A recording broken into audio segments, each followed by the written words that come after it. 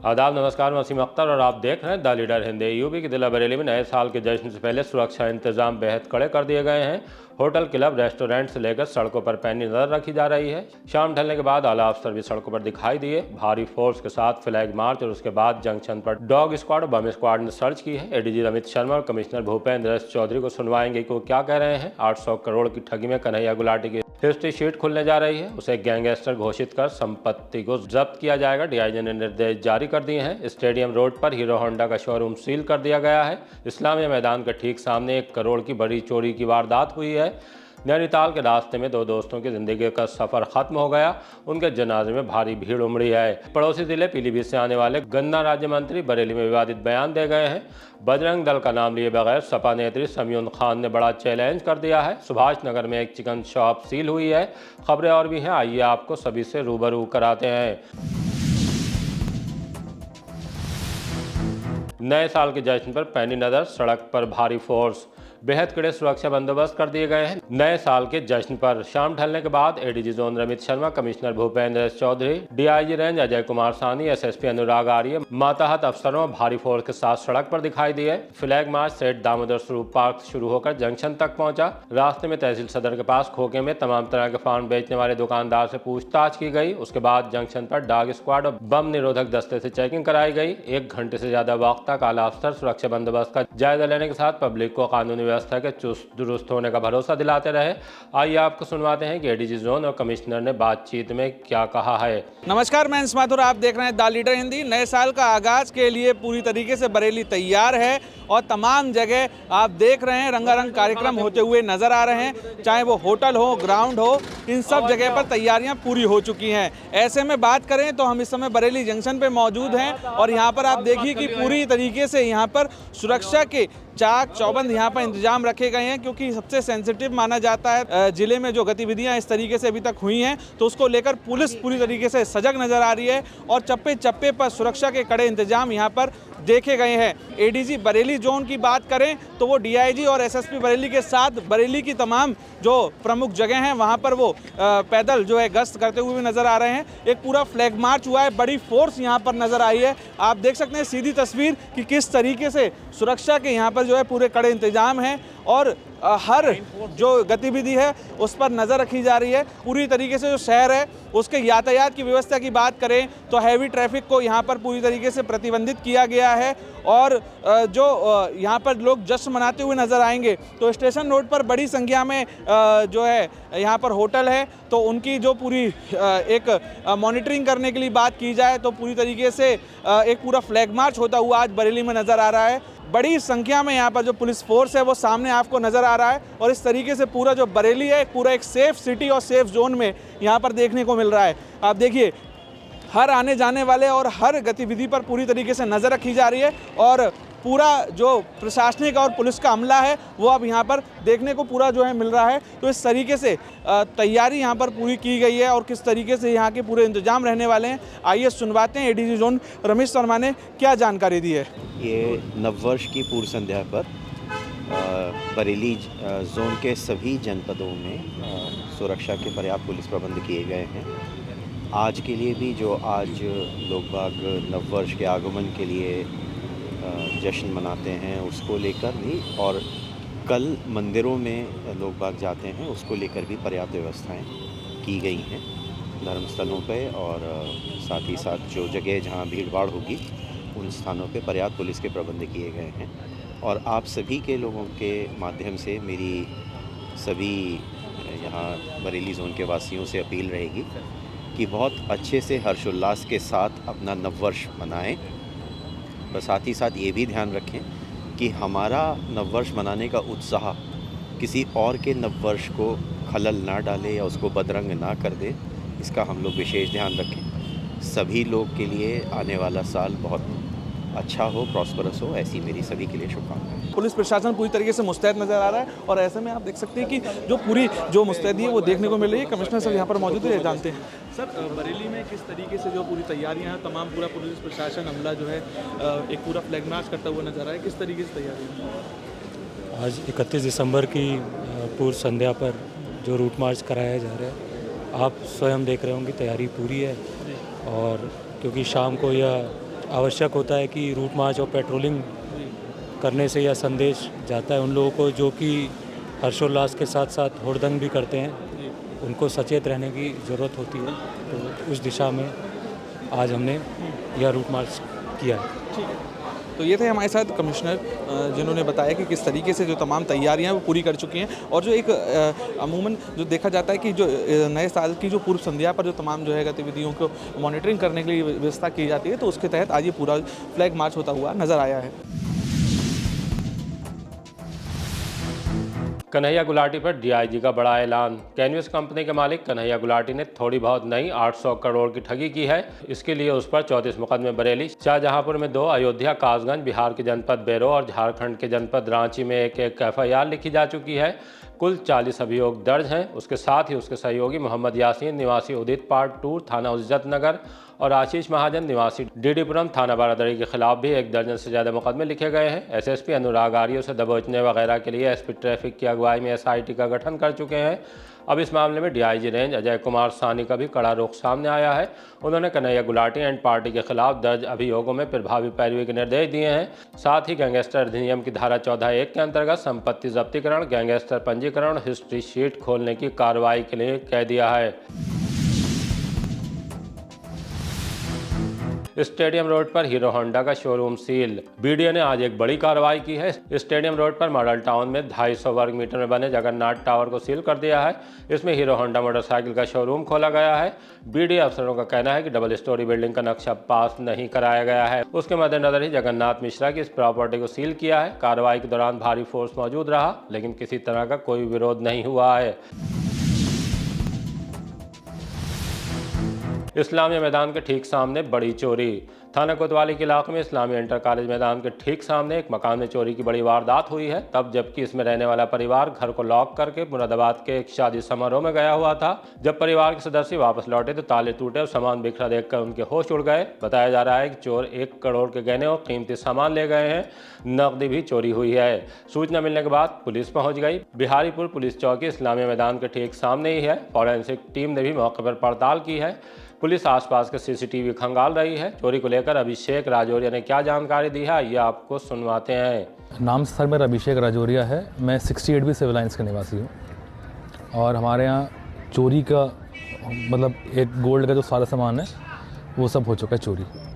ये है 30 तारीख शाम हम लोग लौट के आए हैं, तब की घटना है। 29 तारीख को भैया और भाभी थे, वो सुबह 9 बजे निकले हैं और रात में इस जो इंसिडेंट है उसको अंजाम दिया गया है। नियर अबाउट 1 CR के आसपास का गोल्ड है, सारा कैश भी इसमें इंक्लूड है। 1-2 लाख रुपए कैश था इसमें। जी, पुलिस में शिकायत हो चुकी है दर्ज। कल फॉरेंसिक टीम आई थी, उन्होंने फिंगरप्रिंट वगैरह सब लिए थे, तो सारी जो भी चीज़ें हैं उस पर वर्क कर रहे हैं। पीलीभीत के मंत्री बरेली में क्या कह गए। पड़ोसी जिले के पीलीभीत के विधायक एवं गन्ना राज्य मंत्री संजय गंगवार फरीदपुर में भाजपा के प्रदेश सह संगठन मंत्री स्वर्गीय भवानी सिंह की जयंती पर CS ग्राउंड में क्रिकेट टूर्नामेंट का उद्घाटन करने के लिए आए थे। इस मौके पर उन्होंने दूसरे संप्रदाय के नारे का जिक्र करते हुए कहा कि 80% और 18% के नारे की आवाज़ में फ़र्क दिखना चाहिए। नारा लगवाते हुए कहा कि 80% की आवाज़ ज़्यादा है। उनका ये बयान वायरल हो रहा है, आइए आपको भी सुनवाते हैं। जय जय श्री राम। 80% की आवाज ज्यादा होनी चाहिए या 18% की? 80 की ना।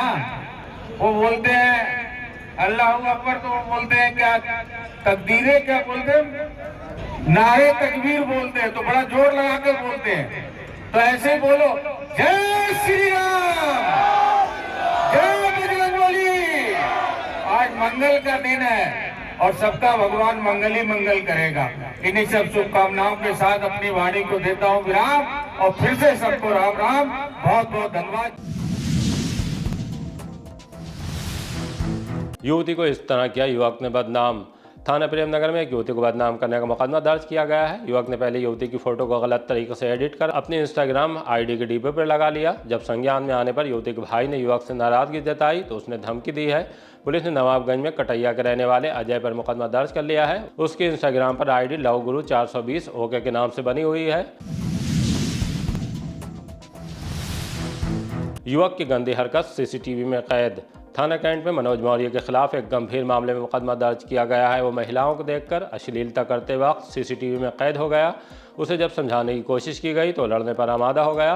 तब सीसीटीवी फुटेज पुलिस को सौंपकर युवक पर कार्रवाई की मांग की गई। पुलिस ने मुकदमा दर्ज कर लिया है।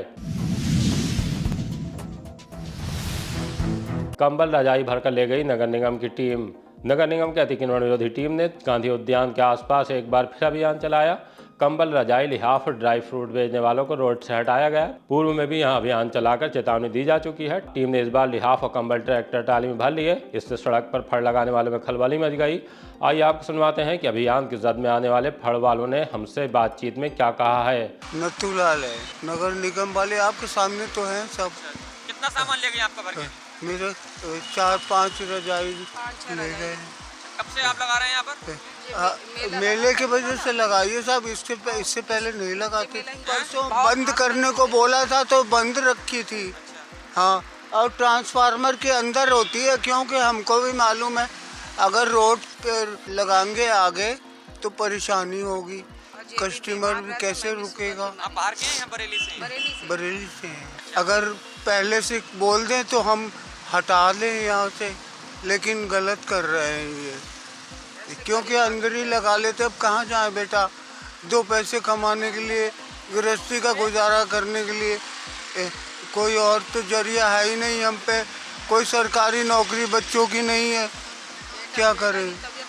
बेटे की भी एलर्जी की बीमारी है, उसको भी, और मुझको भी मेरी तबीयत सही नहीं रहती है। कितना नुकसान हुआ होगा आपका? 5-6 रजाई करीब चली गई। अल्ताफ। कहाँ के रहने वाले हैं आप? हम बागरेंगे। कितना सामान भर के लेगा? क्या शिकायत करने नहीं क्या हुआ था? पता नहीं भाई साहब क्या हुआ है, मुझे तो कुछ पता ही नहीं था। यहाँ तो हम 10 साल से लगाते चले आ रहे हैं और आज हमारा यहाँ से माल भर दिया गया है। 10-12 रजाई भर कर ले गए हैं और अब मैं देखूँगा, काउंटिंग करूँगा। मैं तो यहाँ था नहीं, लड़कों को डाटा तो वो भाग गए थे दुकान छोड़कर। ये रहने वाले गुजरात के, रहता तो यहाँ पे ही है। कब से बरेली में रह रहे हैं आप लोग? यहाँ रहते हम तो हो गए 50-60 साल से। लगाती हैं आप? ये मेवा की लगती है हमारी। माल तो कभी वैसे उठाते नहीं, हमारा कह देते हमें क्या भाई तुम यहाँ से हट जाओ, तो फिर हम लोग हट जाते हैं। नैनीताल के रास्ते में 2 दोस्तों की मौत। थाना बैड़ी के मोहल्ला गोदाम के रहने वाले 2 दोस्त दोपहर के वक्त पहाड़ के लिए निकले थे। वो घर से निकलने के बाद 4-5 किलोमीटर ही आगे गए होंगे। हाईवे पर सामने आई ट्रैक्टर ट्राली में घुस गए। उनकी बाइक बुरी तरह से क्षतिग्रस्त हो गई। हेलमेट लगाए होने से सिर तो सलामत रहे, लेकिन सीने में गंभीर चोट आने से दोनों की मौके पर ही मौत हो गई। हादसे के बाद हाईवे पर खलबली मच गई। फोन से सूचना मिलने पर दोनों युवकों के परिजन भी मौके पर पहुंच गए। पुलिस ने शव को कब्जे में लेने के बाद पोस्टमार्टम के लिए भेज दिए। ट्रैक्टर ट्राली को सीज कर दिया है। उसका चालक और दूसरे लोग हादसे के बाद फरार हो गए हैं। युवकों की शिनाख्त मोहम्मद सैफ पुत्र सलीम 20 साल और मोहम्मद मेहताब पुत्र लईक अहमद 23 साल के तौर पर हुई है। वो कॉस्मेटिक कारोबारी थे। घर वालों का कहना है कि वो सामान खरीदने के लिए रुद्रपुर जा रहे थे, लेकिन पुलिस ने द लीडर हिंदी को जानकारी दी है कि नए साल पर नैनीताल जा रहे थे। उनके कुछ और दोस्त उनसे पहले निकल चुके थे, लेकिन खैर हादसा बेहद अफसोसनाक है। मोहल्ले के साथ सुनने वाले लोगों में भी गम का माहौल है। आइए आप सुनवाते हैं कि उनके रिश्तेदार और दोस्तों ने हमसे बातचीत में क्या कहा है। सिकंदर अली और मेहताब मेरा भाई है जी। ये रुद्रपुर दुकान का सामान लेने जा रहे थे, कॉस्मेटिक का। अच्छा। और डंडिया पड़ता है एक गांव, डंडिया के पास ट्राली की मतलब चपेट में आने से तो इनका एक्सीडेंट हो गया और ऑन द स्पॉट वहीं पर डेथ हो गई। अच्छा, मेहताब भाई के साथ में और भी लोग मौजूद थे? एक उसका दोस्त है मोहम्मद सैफ, वो भी तुरंत। कितने बजे ये निकले थे घर से अपना? ये एक्सीडेंट हुआ है लगभग 12:30 बजे। 12:30 बजे। सूचना आपको कितने बजे मिली? अंदर चले जाओ। मुझे करीब 5 बजे सूचना मिली। 5 बजे सूचना मिली। उसके बाद फिर जब मौके पे पहुंचे तो फिर क्या वहाँ पर मंजर देखा है? मौके पे बैड़ी की जो सरकारी अस्पताल है वहाँ पे पुलिस वगैरह मौजूद थी। वहाँ से फिर तुरंत कागज़ लेके यहाँ बरेली पोस्टमार्टम हाउस आ गए। घर जाने का हमें मौका कुछ मिला नहीं जब से हम यहीं पे आए। तो कॉस्मेटिक के काम के सिलसिले में जा रहे थे, पेमेंट में कि मतलब क्या था? खरीदने। अच्छा, खरीदने जा रहे थे, खरीदारी करने जा रहे थे। क्या नाम है आपका? मोहम्मद आसिफ। ये हमारे दोस्त था मोहम्मद सैफ और मेहताब। ये दोनों रुद्रपुर जा रहे थे किसी काम से, अपने बिजनेस के सिलसिले में। तो रास्ते में जाके ट्राली की जो भी मतलब गलत तरीके से वो यू टर्न लेता हो, जो भी करता हो, उसमें ये पीछे से जाके इनकी गाड़ी लग गई। उनने ट्राली वाले ने ध्यान नहीं दिया, क्या हुआ ये तो बेहतर अल्लाह जानता होगा जी। तो इनकी ऑन द स्पॉट वहीं पर मौत हो गई। नए साल अब कल ही है, तो क्या कोई बातचीत हुई थी, कुछ आप लोग ने डिसाइड किया था? और ये नहीं, अगर इस तरीके से कोई डिसाइड होता है तो हम सब लोगों की बात होती है और हम सब भी लोग जाते हैं। ये फिलहाल यही जा रहे थे, अपने काम के सिलसिले में जा रहे थे, इसलिए कोई इस बारे में कोई टॉपिक पे कोई चर्चा नहीं थी। आगे कभी प्लान था कहीं घूमने का, लेकिन अभी फ़िलहाल ऐसा कुछ भी नहीं था। मेरा तौफीक ना। कितने बजे आपको सूचना मिलती है यहाँ से? हमें लगभग 1 बजे के टाइम सूचना मिली, क्योंकि हम लोग अपने अपने काम से गए हुए थे ना तभी। अच्छा, ये कितने बजे घर से निकले थे? घर से तो हम लोग तो घर पे ही छोड़ गए थे ना, हम तो काम से अपने निकल गए थे। ये निकले होंगे लगभग 11 बजे के टाइम। अच्छा, मतलब आप लोग के जो आखिरी बार बातचीत हुई तो मतलब ऐसा कुछ कहा था कि हम जाएंगे काम के सिलसिले में, ऐसा वहाँ? नहीं, ये तो नहीं। हाँ, अमूमन आना जाना होता था? हाँ, काम के लिए सिलसिले में जाते हैं सामान। पोस्टमार्टम के बाद रात में ही दोनों दोस्तों को सुपुर्द खाक करने के लिए जनाजा कब्रिस्तान ले जाया गया। दिखाते हैं कि जनाजे में किस कदर भीड़ उमड़ी है।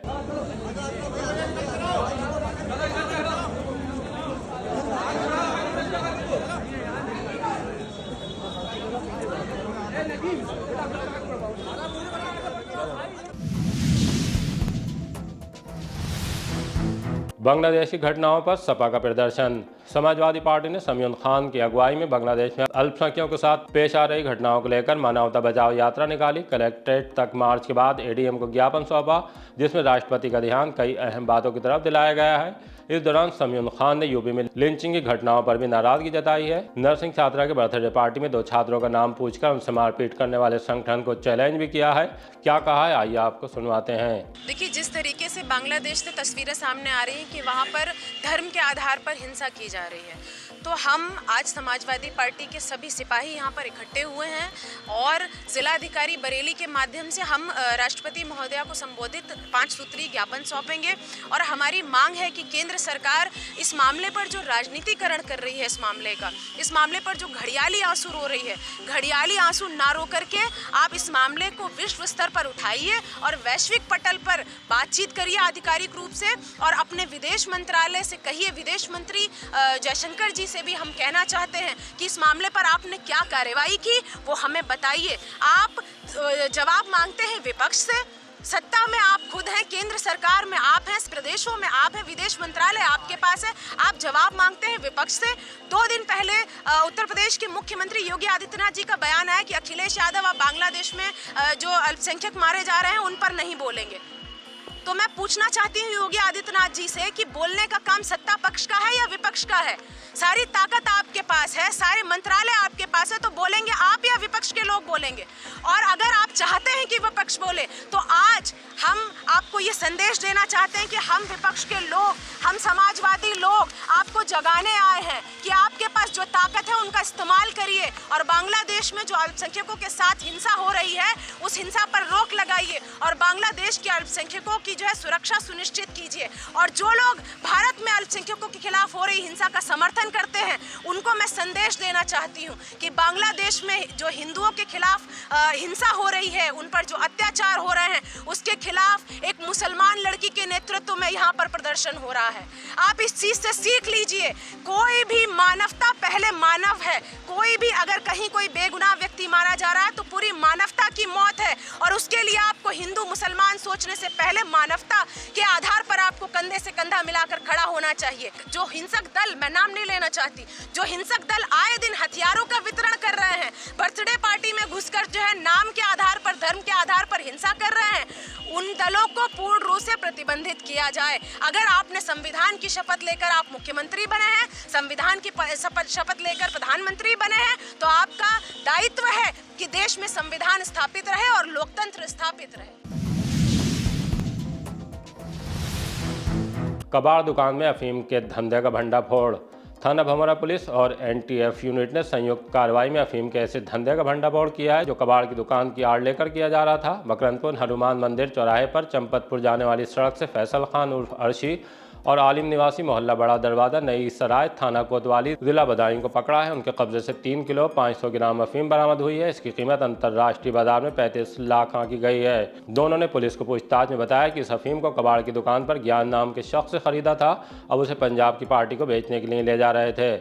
उनसे 3 मोबाइल और 3,650 रुपये भी बरामद हुए हैं। एनडीपीएस में मुकदमा दर्ज करके कोर्ट में पेश किए जाने की तैयारी है। आइए आपको सुनवाते हैं कि इसे लेकर एसपी दक्षिणी अंशिका वर्मा और क्या जानकारी दे रही हैं। एसएसपी बरेली सर के निर्देशन में लगातार मादक पदार्थों की तस्करी के विरुद्ध अभियान चलाया जा रहा है और इसी के क्रम में आज दिनांक 31/12/2025 को थाना बमौरा पुलिस एवं ईएनटीएफ की यूनिट द्वारा संयुक्त कार्रवाई में 3.5 किलो अफीम बरामद किया गया है, जिसकी अंतर्राष्ट्रीय लागत करीब 35 लाख रुपए है। 3.5 किलो अफीम के साथ 2 अभियुक्तों को गिरफ्तार किया गया है, जिनके नाम आलिम और फैजल है। एक अभियुक्त फिलहाल फरार है, उसको भी जल्दी गिरफ्तार किया जाएगा और संपूर्ण प्रकरण में अग्रिम विधिक कार्रवाई सुनिश्चित की जाएगी। सुभाष नगर में बंद करा दी मीट की दुकान। खाद्य सुरक्षा एवं औषधि प्रशासन की टीम ने बदायूं रोड चुंगी सुभाष नगर में Sunny chicken and mutton shop को बंद करा दिया, इसलिए कि इसे बगैर लाइसेंस के संचालित किया जा रहा था। इसके अलावा रेडिसन जैसे कई बड़े होटलों के रेस्टोरेंट, डोमिनोज वगैरह की भी चेकिंग की गई। साफ सफाई और गुणवत्ता सुनिश्चित करने पर जोर दिया है। डीएम और एडीएम की कोठी के ठीक सामने जमनी ऊर्जा बिल्डिंग में आग लगी है। ये उस वक्त की बात है जब पूरा शहर नए साल का जश्न मनाने में मसरूफ था। उससे पहले जैसे ही आग की सूचना आई है, खलबली मच गई है। लाइट को बंद कर दिया गया है। आग की लपटें इतनी ज़बरदस्त थी इस बिल्डिंग से जो निकल रही थी कि पास में जो गली जा रही है वहाँ तक पहुँच गई है और जब लोग घबरा गए हैं तो वो घरों से बाहर निकलकर सड़क पर आ गए हैं। हम इस वक्त यहाँ खड़े हैं, यहाँ भारी भीड़ है। आग पर काबू पा लिया गया है, कोई जनहानि अभी नहीं हुई है। अब चलते चलते आपको 2025 को रुखसत कहने और 2026 के इस्तकबाल का नज़ारा दिखाते हैं कि किस तरह सर्द मौसम में घड़ी की सुइयां 12 बजे को क्रॉस करते ही गर्माहट का नज़ारा दिखा। युवा उल्टी गिनती शुरू होती और तेजी के साथ थिरकने लगे।